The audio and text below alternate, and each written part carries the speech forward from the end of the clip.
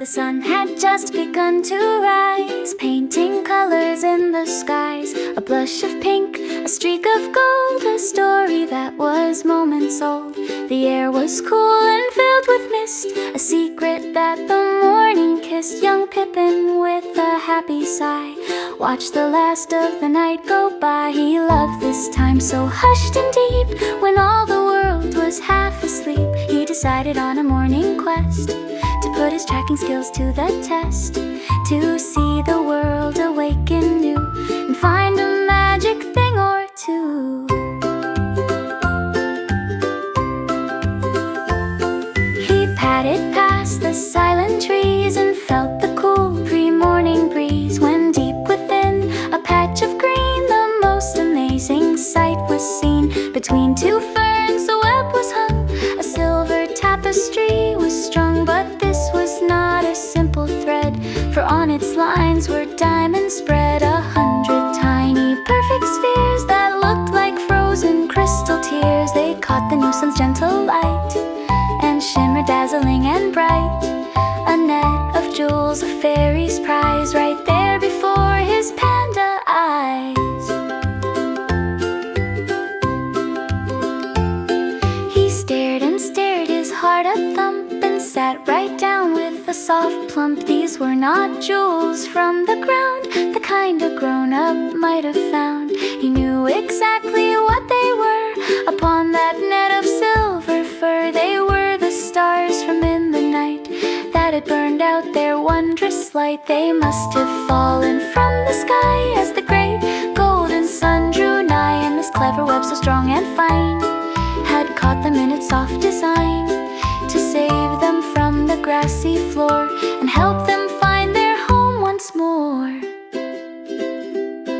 A gentle sadness filled his soul to see them there beyond control. The little stars looked trapped and lost, and he must save them at all cost. They did not belong in morning's gleam, but in the night's great flowing stream. I'll set you free, he whispered low, so back to heaven you can go. It was a mission brave and grand for the kindest panda in the land. He would become a hero now.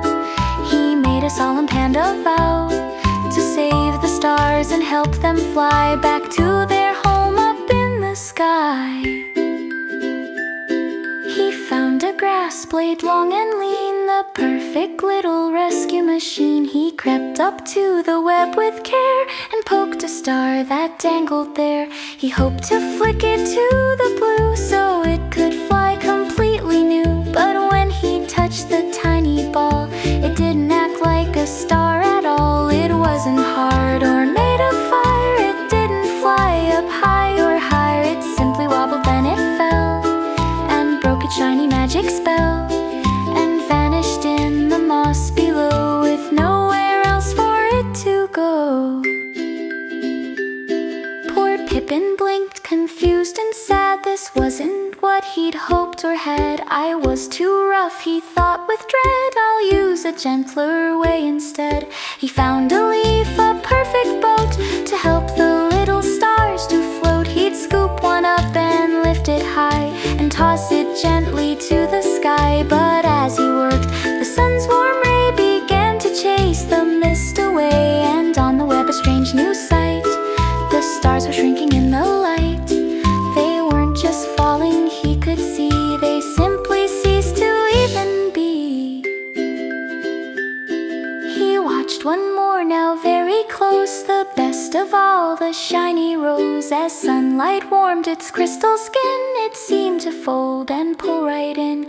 It got so small, a tiny speck upon the web's great silver deck, and then it vanished in a haze in the sun's ever-growing blaze. Then Pippin saw it clear and plain. It wasn't starlight, it was rain, or not the rain but morning dew that gathered when the day was new. The web was just a net to hold the morning's water clear and cold.